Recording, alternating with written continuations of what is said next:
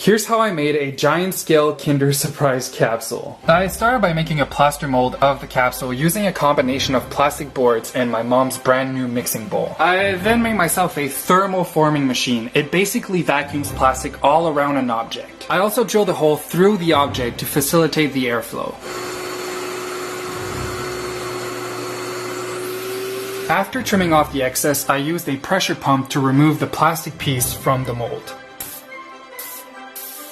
Once both parts were done, I made a connecting piece by shaping acrylic plastic around a cooking pot. Finally, I spray painted the capsule a golden yellow. And that's how I made a giant Kinder Surprise capsule, just like a pro on my first try.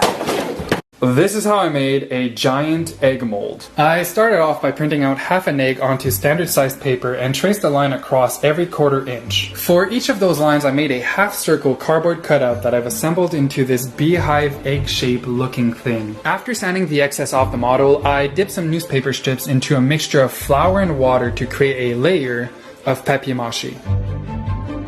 Once dried, I poured a few layers of plaster of Paris to make the surface nice and smooth. And yeah, barely any spills.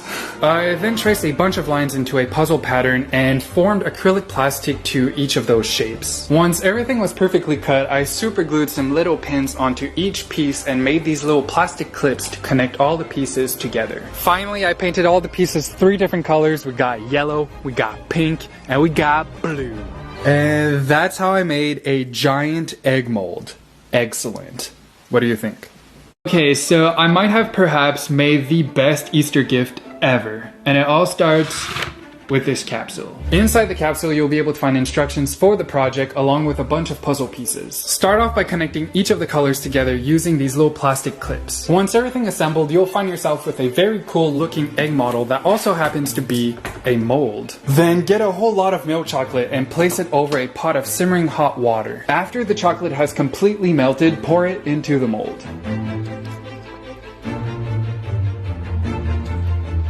Once everything is fully cured, separate the chocolate from the mold and repeat the whole process a second time. Now, before merging both halves together, make sure to wash all the pieces and place them back into the capsule. After placing the yolk inside the egg, make sure to properly seal both pieces together and wrap it up with some foil. And finally, find someone to give it to because I'm giving mine to you.